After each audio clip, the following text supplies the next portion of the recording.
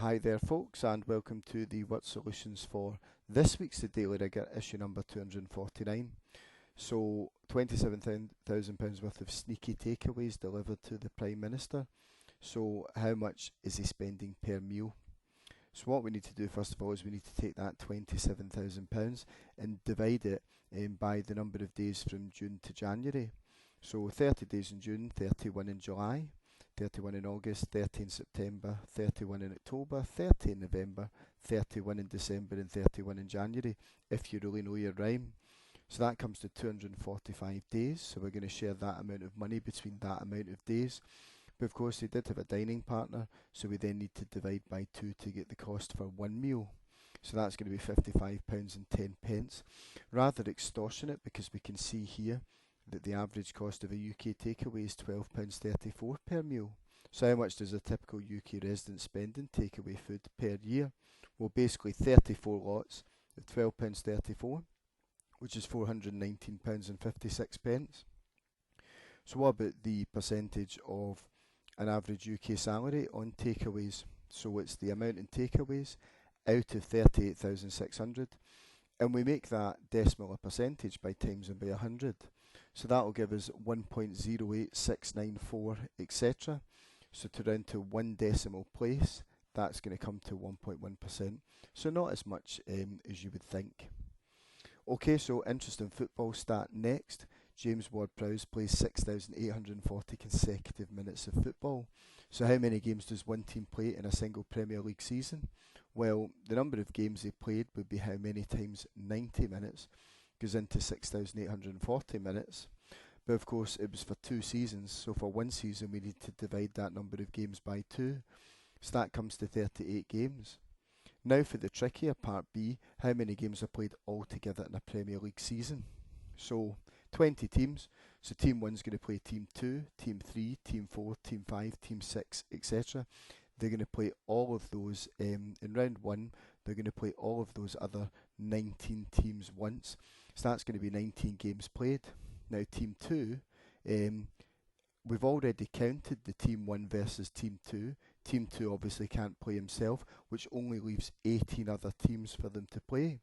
So Team 3, we've already counted the Team 1 versus Team 3, and the Team 2 versus Team 3, and Team 3 can't play itself, so that will be another 17 games. And we just keep working our way down until we get to the 20th team, where that will just be an extra one game there, Team 19 versus Team 20. So if we add all that up, it comes to 190 games. That's round 1. But they play each other twice, so we need to double that. So it's 380 games in total. Well done if you worked that out correctly. So on to our world story. I love this. A Japanese bullet train driver had a sneaky bathroom break whilst driving at 93 miles per hour with 160 passengers on board. Ridiculous. So how far did the train travel? Well, how far is a distance? So of course that's speed times time. The speed is 93, and we're going to times by the time in hours, because the unit of speed is miles per hour. So to change 3 minutes into an hour, bearing in mind there's 60 minutes in 1 hour, we're going to divide this by 60, because it's obviously going to be less hours. That comes to 0.05 hours. So if we do 93 times 0.05, we get a distance of 4.65. And of course that's going to be in miles, because the speed is in miles per hour. So fascinating fact time. A typical UK worker sneaks off 14 minutes every day to go to the toilet, even when they don't need to go. So how long do they spend going to the toilet in a year?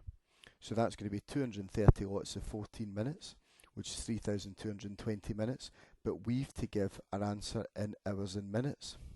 So we can change minutes into hours, as we saw up the top, by dividing by 60.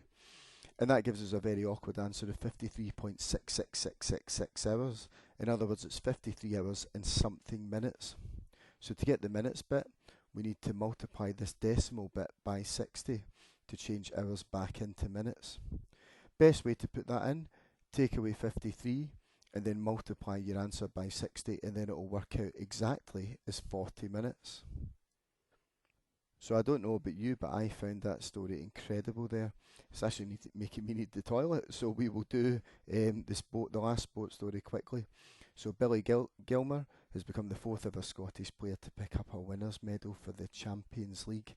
So we've got to try and name the other three. So we've put all the letters from Billy Gilmer that are in these three players here to give you a bit of a head start. Now let's solve these equations. So to get the value of circle, we take away 5 from each side to get circle on its own in the left hand side. So if we take away this 5, we're left with the circle.